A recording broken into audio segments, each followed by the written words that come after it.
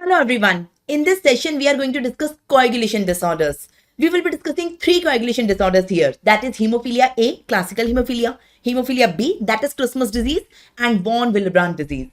So these are important for long question as well as short question for your university exam. So let's start it. We are starting the topic that is coagulation disorders. We will be studying Hemophilia A, Hemophilia B, and von Willebrand disorder. So as I told you, the three diseases, Hemophilia A is also known as classical hemophilia. Hemophilia B is also known as Christmas disease and von Willebrand disease. So for all these three diseases, we have to see the introduction, pathogenesis, and lab findings. So if coagulation disorder is coming as a long question in your exam, you have to write about all three. And if individual short question is asked either on Hemophilia A or on Hemophilia or von Willebrand disease, you have to write that portion only. So let's start it. Before starting the various types of coagulation disorder, we have to understand what do you mean by coagulation disorder. We have to understand the orientation. Now, whenever there is the injury, for example, I got an injury over here, I got a cut over here, injury over here. So what will happen? I will bleed, but the bleeding will continue for the next few minutes. After that, bleeding stop automatically. That is known as hemostasis. That is, bleeding stop automatically by a physiological phenomenon. How does the bleeding stop automatically? By formation of clot. So you can see this is the blood vessel I am drawing. You all can see here we have drawn the blood vessel. This is the endothelial lining of the blood vessel. You can appreciate here the lining got disrupted, and you can see here is the site of the injury. So two clots are formed. First primary clot, then secondary clot. I assume that you know how does the primary clot is formed. The primary clot is made up of platelet. So first, these red color are the platelet. So the platelet are coming and sealing the injured area so the bleeding stops. So this is known as primary clot. The primary clot is made up of platelet, please understand. So this is the primary clot you all can see, and this is made up of platelet. So what is the problem? The injured area is sealed now, but this clot is very fragile. If you don't stabilize it, it will re-rupture and the bleeding starts again. We do not want that. We want to stabilize it. So how to stabilize it? Who will stabilize it? For stabilizing, we need a rope. We need a thread to tie over it. Who's the rope or the thread? It's coagulation factor number 1. Now you may be knowing in the blood total 12 coagulation factors are present. That is factor number 1 to factor number 12. But they all are inactive. I want factor number 1 to get activated because it acts like a thread. It will tie the primary clot and convert the primary clot into stable secondary clot. Primary clot is very unstable, but I cannot activate directly one. I wish if I could, but I cannot activate directly one. To activate one, we have to activate all 12 one by one. It's a cascade by intrinsic pathway, extrinsic pathway, and common pathway. One is the last one to get activated. So there is a cascade one by one. The factors get activated. The last one is the factor number 1. That is fibrinogen. So basically fibrinogen get converted into fibrin. Fibrin is the active form of fibrinogen. So factor number 1 is fibrinogen. It will get converted into fibrin and it will tie over the primary clot and convert the primary clot into secondary clot. So here you can see the secondary clot is formed. So secondary clot already contain platelet. Platelet are already there, but along with the platelet, it contains the fibrin. It contains the fibrin that is stabilizing the primary clot. So finally, the primary clot gets stabilized and converted into secondary clot. So for formation of primary clot, only platelets are required. But for formation of secondary clot, along with platelet, fibrin is required. But the problem is that fibrin cannot be activated directly. For activating fibrin, we need all 12 coagulation factor. Factor number 1 to 12, they all are required. One is last to get activated. So basically for the formation of secondary clot, we need all 12 coagulation factor. To understand the coagulation disorder, we have to understand the secondary clot. We have to understand these 12 coagulation factor. The same you can see here. You can see this is the site of injury. You can appreciate here. This is the site of injury. See, the endothelial lining is continuous everywhere. Here you can see the endothelial lining is continuous except in this portion. So this is the site of injury. You all can appreciate these are the platelets, the green color platelets, which are coming and forming the primary clot. Now I have to convert the primary clot into secondary clot. The primary clot is the platelet clot. How does primary clot get converted into secondary clot? We have to stabilize it. Can you see the yellow color thread over here? Over the platelets, appreciate the yellow thread like structure, the meshwork like structure, that is fibrin. So by depositing fibrin, we are converting the primary clot into secondary clot. But from where the fibrin is coming? The fibrin is coming by coagulation factor. So you can see this is factor number 1.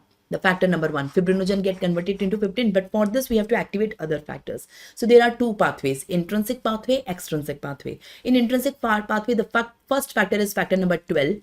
12 leads to activation of 11. 11 leads to activation of 9. 9 leads to activation of 10 in presence of 8.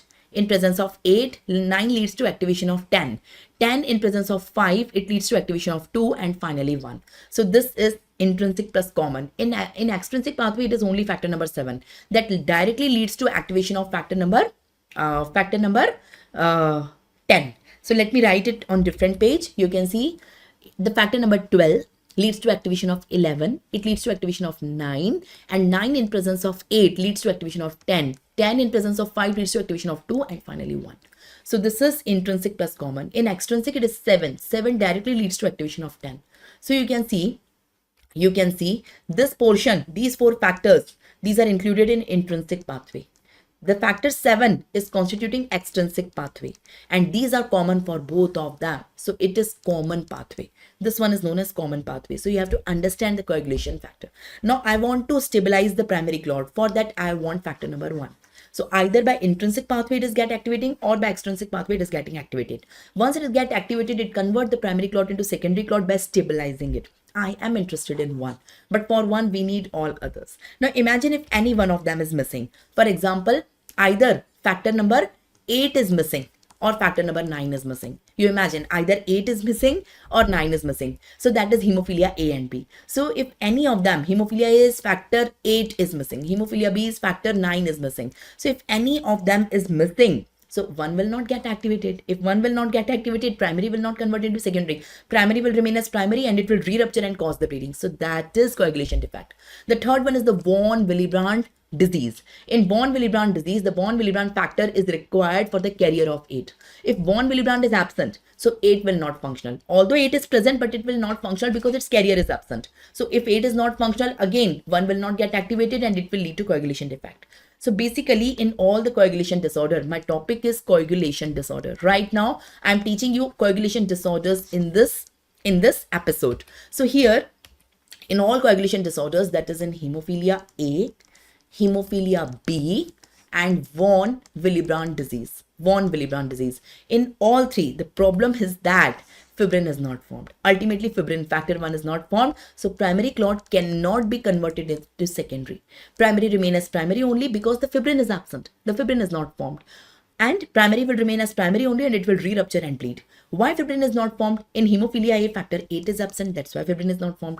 In hemophilia B, factor 9 is absent. That's why fibrin is not formed. And in von Willebrand factor, the von Willebrand disease in von Willebrand factor is absent, which is required for activation of 8. It is the carrier of 8. So again here factor 8 is absent like hemophilia A only. Again the fibrin will not form. Fibrin will not get activated, I mean. So the primary clot will not convert into secondary and it will again and again re-rupture and bleed. You can see that in a video also. You can see in this video there is a defect. Appreciate the defect. You see the white color platelets are coming. The white color platelets are coming first and they are forming the primary clot. See the coagulation factors are coming and they are forming a meshwork over the primary clot. Appreciate the thread like meshwork. It is formed by the fibrin. So in this way, the primary get converted into secondary clot. See, the primary clot is by the platelet. The platelet are white color structure. See, coagulation factors get activated one by one. Ultimately, fibrin, the meshwork, the thread is formed and it is get wrapped over the primary clot and convert the primary clot into secondary clot. So basically, if you want to convert the primary clot into secondary clot, you want all these. You want all these because you want fibrin. But fibrin is get activated if all these are getting activated. We cannot activate fibrin directly without participation of all these. So all the coagulation factors are required if you want to convert primary into secondary. If any of them is missing, the fibrin will not form and primary cannot convert into secondary. Primary is fragile, it will re-rupture and it will bleed. And that is coagulation disorder. Now you have to understand one more thing about the two timings, that is PT and APTT. So the time required for intrinsic pathway plus common pathway, intrinsic plus common, the total time required is known as APTT. And the time required for extrinsic pathway plus common pathway, the total time required here is PT. Here this is prothrombin time and this is APTT. So APTT and PT are the two timings you have to learn. APTT indicates intrinsic plus common. and PT indicate extrinsic plus common. So you have to understand it. I will write it once again finally, and then we will start the hemophilias. Now please understand the coagulation factor, coagulation pathway. So in intrinsic pathway, factor number 12 leads to activation of 11, 11 leads to activation of 9. 9 in presence of 8 leads to activation of 10, 5, 2, 1. 10, 5, 2, 1 is common. Please learn 10, 5, 2, 1, that's common. In extrinsic pathway, here you can see, just a second. In extrinsic pathway, it's factor number 7 that directly leads to activation of 10. So here, if I say intrinsic, I mean 12, 11, 9, 8.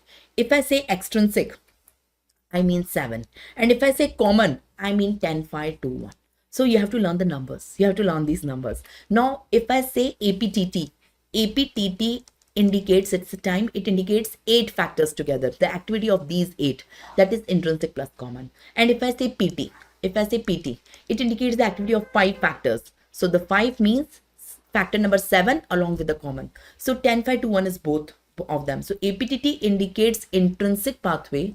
I guess you know this is intrinsic pathway, this is extrinsic pathway, and this one is common pathway. So APTT indicates intrinsic pathway plus common pathway, and PT indicates extrinsic pathway plus common pathway. So you have to understand like that. Now please, if factor number 8 is deficient, you tell me what will increase.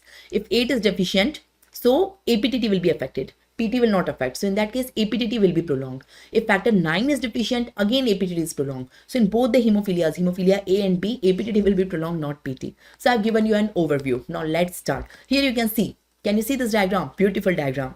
Beautiful video, I mean.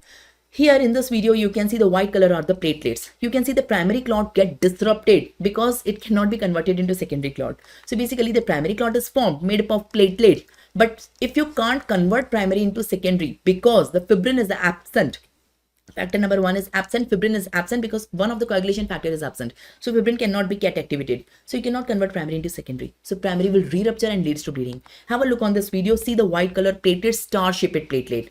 They got, see the star-shaped platelet, they got disrupted and bleeding starts. You see the RBCs are going out of the defect. So bleeding start. See the disruption. I want you to appreciate the disruption. At the start of the video, you can see the disruption. The disruption of the primary clot and the bleeding starts because you cannot convert the primary into secondary. I hope you got the overview. Now let's start the topic. You don't have to write all this in your university exam. This is for your understanding. Now let's start the topic, that is hemophilias, the coagulation disorders. We will be discussing 3 coagulation disorder: Hemophilia A, also known as classical hemophilia; Hemophilia B, also known as Christmas disease; and von Willebrand disease. We will be discussing 3 one by one. So let's start Hemophilia A. In Hemophilia A, factor number 8 is absent. Factor number, where is factor number 8? So here we require factor 8. So 8 is absent. If 8 is absent, the fibrin will not form. The fibrin will not form, primary cannot convert into secondary. So primary clot cannot convert into secondary clot. The primary will re-rupture and it will start bleeding. That is Hemophilia A or classical hemophilia. Patient bleeds frequently.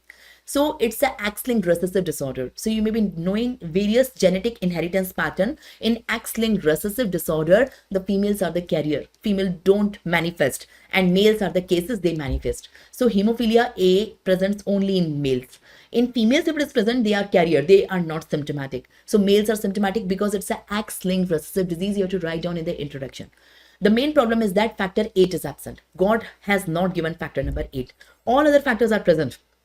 8 is not present. So if 8 is not present, ultimately 1 will not form. By intrinsic pathway, 1 will not form. If 1 will not form, primary clot cannot convert into secondary. Primary will remain as primary only. The platelet clot, that will re-rupture and that will start bleeding. So that is the pathogenesis. 8 is absent. So if 8 is absent, the intrinsic pathway will not be functional.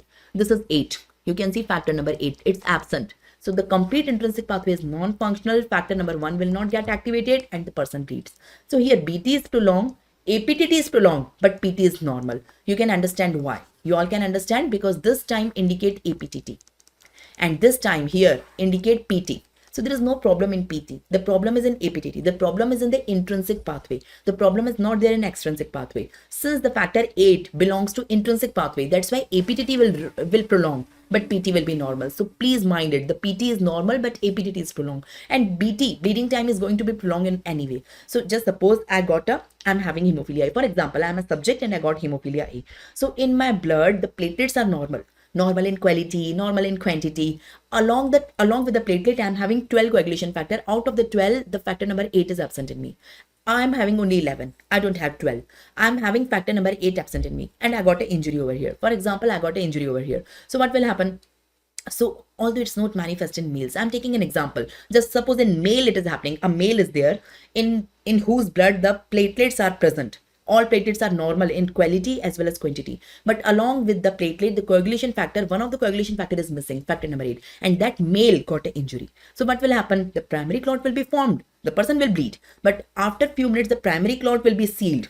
I mean, the primary clot will be formed and the bleeding area will be sealed. The platelet is forming the primary clot. But since it cannot be stabilized because factor 8 is absent, so the fibrin will not form. So it cannot be stabilized. It will re-rupture and the person bleeds again. So BT is prolonged.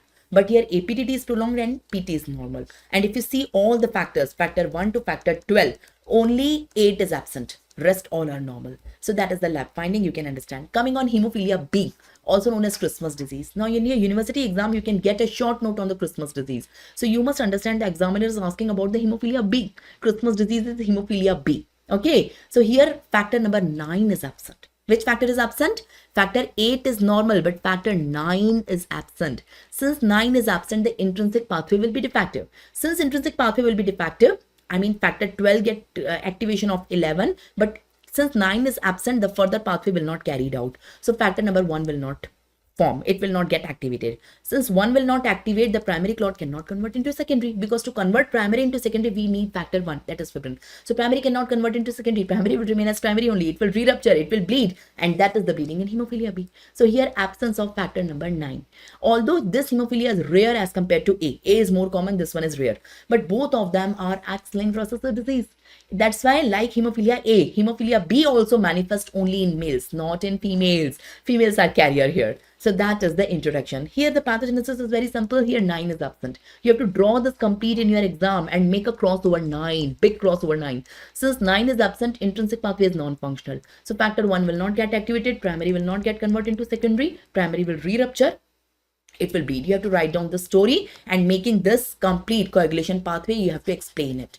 So here, as I told you that this indicate APTT and this indicate PT. So again, there is problem in factor number 9, which belongs to intrinsic pathway. So APTT will be prolonged, but PT will be normal. So here also APTT is prolonged, but PT is normal, and BT is anyways going to be prolonged because bleeding is more. Whether factor 8 is absent, factor 9 is absent. If patient got injured, bleeding will be for more time.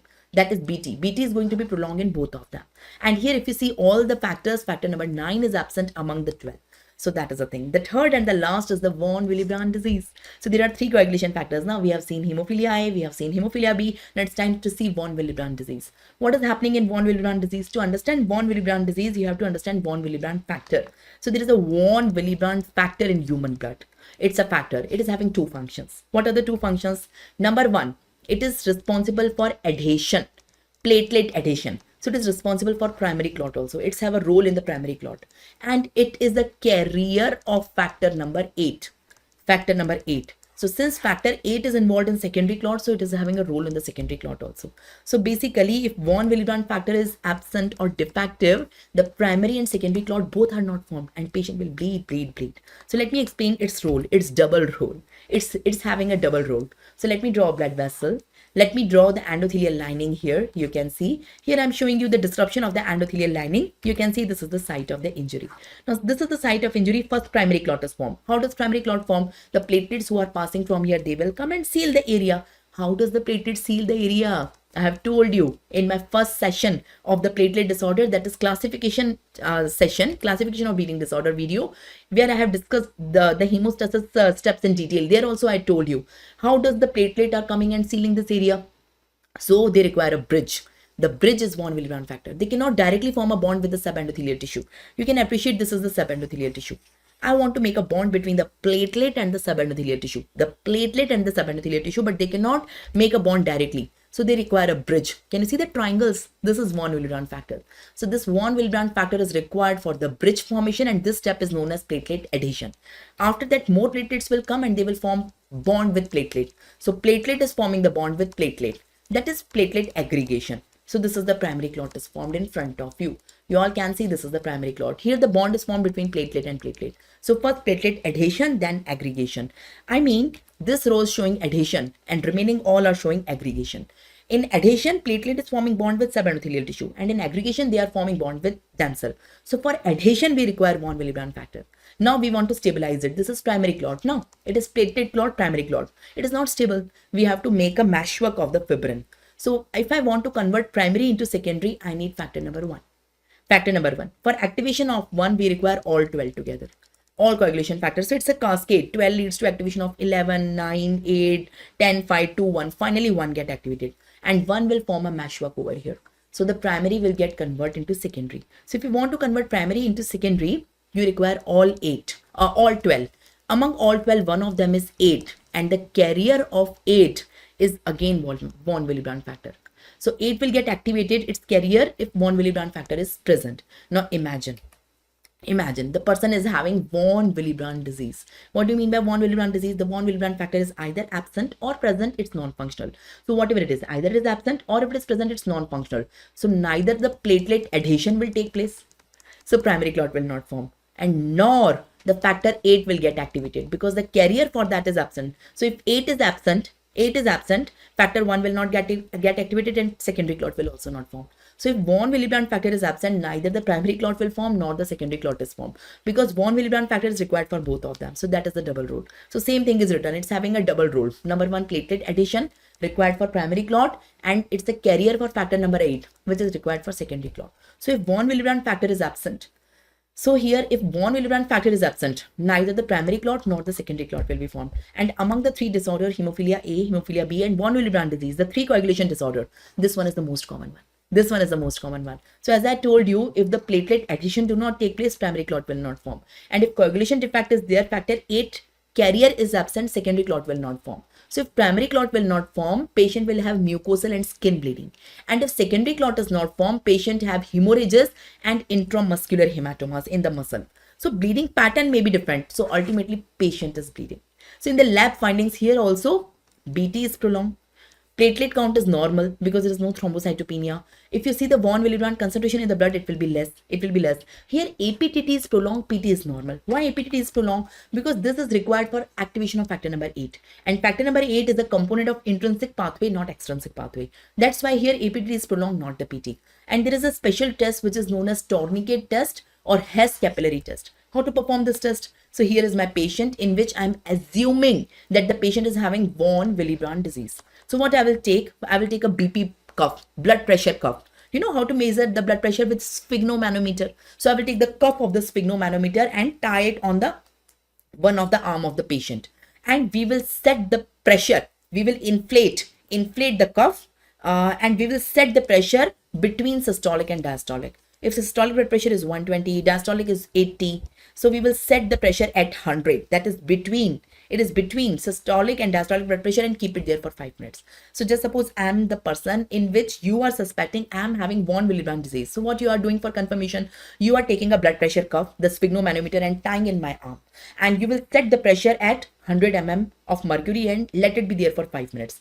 After 5 minutes, just release it. Just open the cuff after 5 minutes. So if I'm having the von Willebrand factor, so there will be multiple small patekis are there in the arm area, over the skin of the arm area, small patekis are there. If more than 20 patekis are present in per 3 centimeter square area, more than 20 patekis are present, the diagnosis is confirmed. So patient will have multiple pateki formation on inflating the cuff of the blood pressure, because here the von Willebrand factor is absent, neither the primary nor the secondary clot is formed. So small patekis, small bleeding will be there on little bit of the pressure. So that is known as Hess Capillary Resistance Test, the Tourniquet Test. So we are done with the coagulation disorder. I have explained you 3 coagulation disorder, Hemophilia A, B, and von Willebrand disease. We will compare them.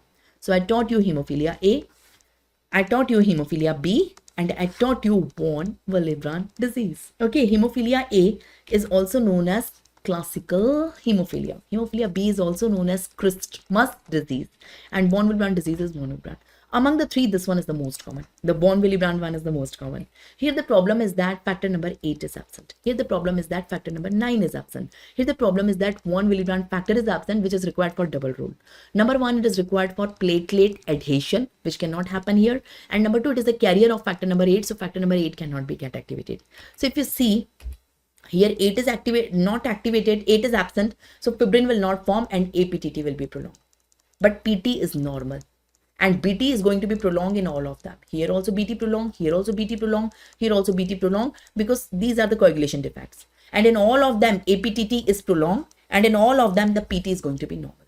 And if you do the specific assay, here factor 8 deficiency, here factor 9 deficiency, and here von Willebrand factor deficiency. So that is the lab diagnosis.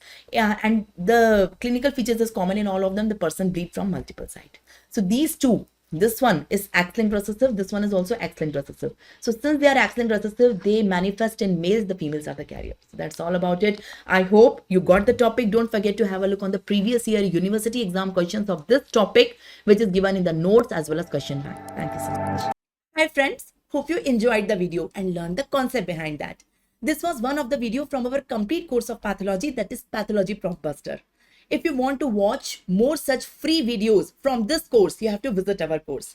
You have to just click on the link given in the iCard to visit our course, and there are ample of free videos available in this course. If you want to connect with me on various social media platforms, you have to scan this QR code through which you can connect with me on our website, and there I share educational content for various competitive medical entrance exam. If you have any query, you can ask your query on this contact number. You can note down this contact number. It's 9321001103. Thank you so much. Wishing you all the best.